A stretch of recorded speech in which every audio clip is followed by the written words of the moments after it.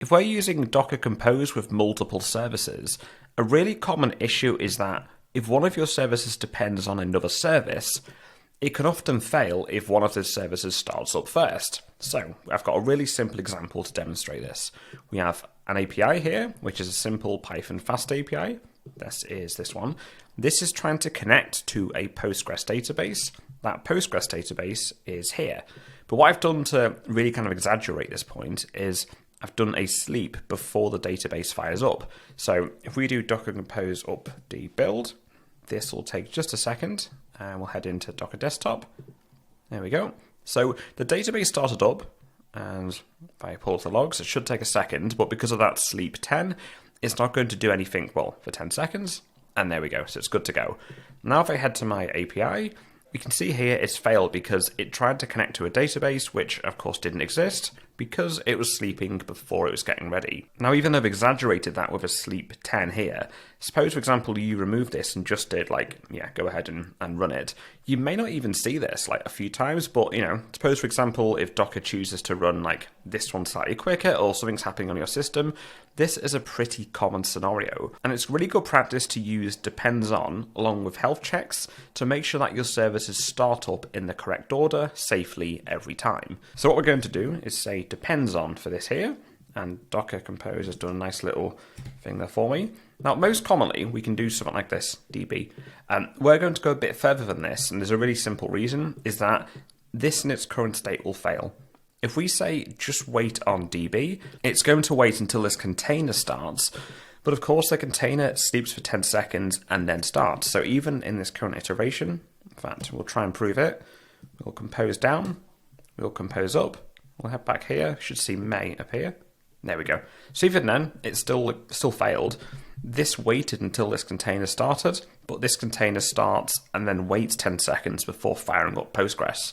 So yeah, that's going to be no good. So what we need to do is we need to define a health check for the database and then make this depend on the health check. And we're going to do that. In fact, we did this in the last video, but we'll go over it again really briefly. So I'm going to remove start period just for the time being.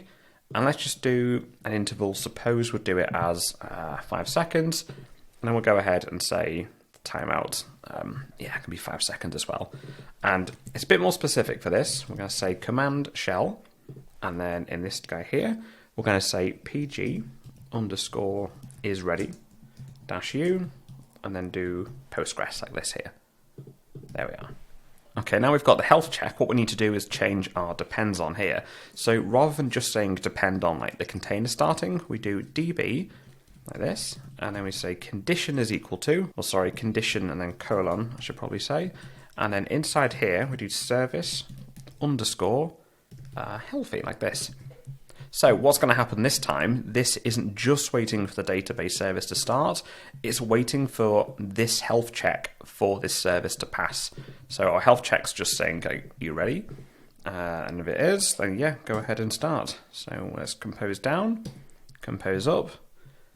We'll head into here, we should see may appear. So now it's different. Now it's created the API, but it hasn't bothered starting it yet. And now we can see our API started up and hasn't exited, which is all good and what you want to see. So just to recap, all we've done there is we've defined a health check for a service which another service is depending on. The health check is just making sure that it's ready and it's good to go. The service that depends on this, we then just say, you're going to start when, for this service, this condition is met. So it's pretty straightforward in this case. We're just saying make sure the database is ready before the API starts. I think this is a fairly simple example, but there's lots of examples where you're going to be having multiple services and you might have a bit of a dependency tree. In that case, this can be a little bit trickier, but it's really helpful, especially if you're having Docker Compose files with multiple services. If there's a bit of a web of things depending on each other, this can be really helpful to make sure that everything starts up correctly once any of the services they depend on are also ready.